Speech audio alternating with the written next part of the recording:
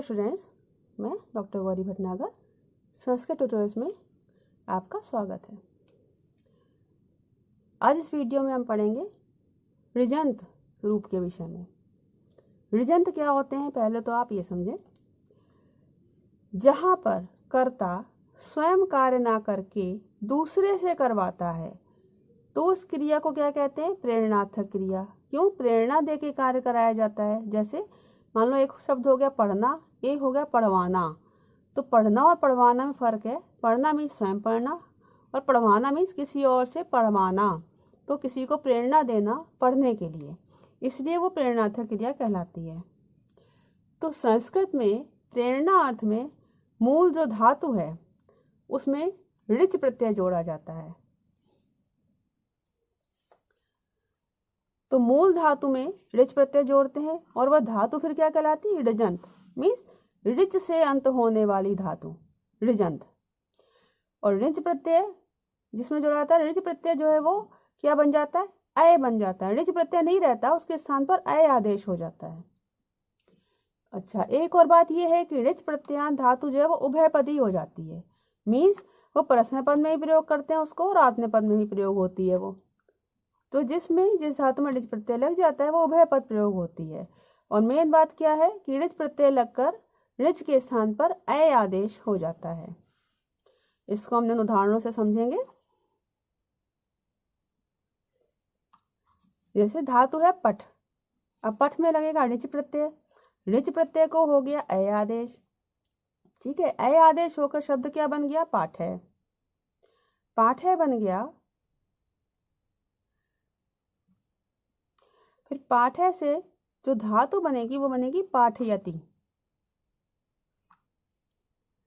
पाठयति में जैसे कि चलता है जो लट लकार है, प्रथम पुरुष लट लकार जो चलता है, तीता अंति सी था तो वही चलेगा। पाठय से पाठयति हो गया। ठीक है, भू शब्द है, भू में ऋच प्रत्यय लगा, ऋच को फिर अय आदेश हो गया, शब्द बन गया भावयति। अच्छा, ये भावयति शब्द जो है वो तो हो गया परस्मय पद और भावयते शब्द हो गया आत्मनेय पद। जैसे पाठयति हो गया परस्मय पद, पाठयते हो गया आत्मनेय पद। ठीक है, ये आप याद रखेंगे, पाठयते आत्मनेय पद हो गया। गम धातु गमयति और गमयते। स्था धातु, स्था धातु की जगह क्या बन जाएगा? स्थापयति जो परस्मय पद है और स्थापयते जो आत्मनेय पद है। ठीक है, इसी तरह पा धातु पाययति और पाययते। लिख धातु लेखयति और लेख्यते। क्री धातु परस्मय पद कार्यति, आत्मनेय पद कार्यते। दा धातु परस्मय पद दाप्यति, आत्मनेय पद दाप्यते। एग्जाम्स में आपका या तो इस तरह से लिखने को आएगा या फिर आपका पूरा लकार लिखने को भी आ सकता है। तो उसके लिए आपको क्या करना है, कोई एक लकार याद कर लेना है किसी एक धातु का। जैसे मान लीजिए भू धातु का है, भू धातु का आप लट लकार याद कर लें परस्मय पद। भाव्यति भाव्यता भाव्यंती, भाव्यसी भाव्यथा भाव्यत, भावयामी भावयावा भावयामा। एज इट इज लट लकार चलता है वैसा ही रहेगा, केवल थोड़ा सा यहाँ भू धातु में भवती भवता भवंती होता है या भाव्यति हो गया, बस इतना डिफरेंस है। तो एक धातु का आप याद कर लेंगे, बाकी सारे धातु के उसी हिसाब से चलेंगे। तो केवल आपको एक धातु याद करनी, लट लगा प्रश्न पद, उसी तरह जो ऊपर धातुएं बताई हैं उन सबका उसी के अनुसार चलेगा। इसी प्रकार आत्मनेय पद है भाव्यते भाव्येते भाव्यन्ते, भाव्यसे भाव्येथे भाव्यद्वे, भाव्ये भाव्यावहे भाव्यामहे। ये आत्मनेय पद है। एक धातु आप याद कर लेंगे, बाकी सारी इसी के अनुसार चलेंगी। और एक बात यह है कि आपको जो भी ये रूप याद करने हैं ये आप इसको लिख के याद करेंगे, जिससे कहीं भी हलंत या विसर्ग की गलती ना हो। तो ये तो हो गए आपके ऋजंत रूप। अब आगे आते हैं सनंत रूप पर। सनंत रूप क्या होते हैं? पहले सनंतकार समझते हैं। इच्छा करना या चाहना, इस अर्थ में धातु में सन प्रत्यय लगता है। सन प्रत्यय जुड़ जाता है तो धातु क्या कहलाती? सनंत। मीन्स सन से अंत होने वाली। सन प्रत्यय का सा शेष बचता है और जब सन प्रत्यय लगाते हैं तो धातु को द्वित्व हो जाता है। मीन्स धातु जो है वो उसको दो आदेश हो जाते हैं। धातु दो रूप में प्रयोग, दो बार में प्रयोग होती है। इसको हम इस तरह समझेंगे। शब्द है पठ, पठ में सन प्रत्यय लगेगा, शब्द बन गया पिपठिश। अब यहाँ पठ धातु में एक और पा धातु पठ धातु लग गई और वो रूप लग के पठ में से ठा हट जाएगा और ई आदेश हो जाएगा, बन जाएगा पिपठिश।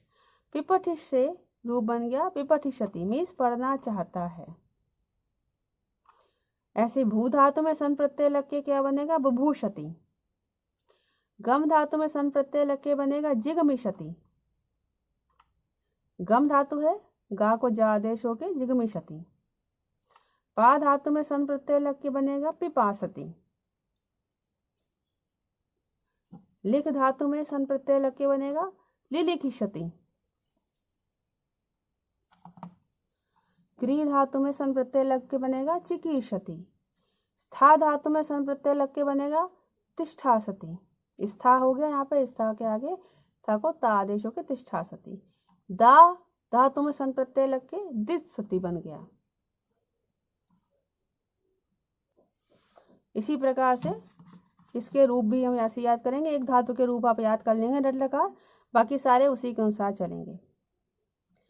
जैसे मान लीजिए भू धातु के हमने याद किए तो बुभूषति, बुभूषतः, बुभूषन्ति।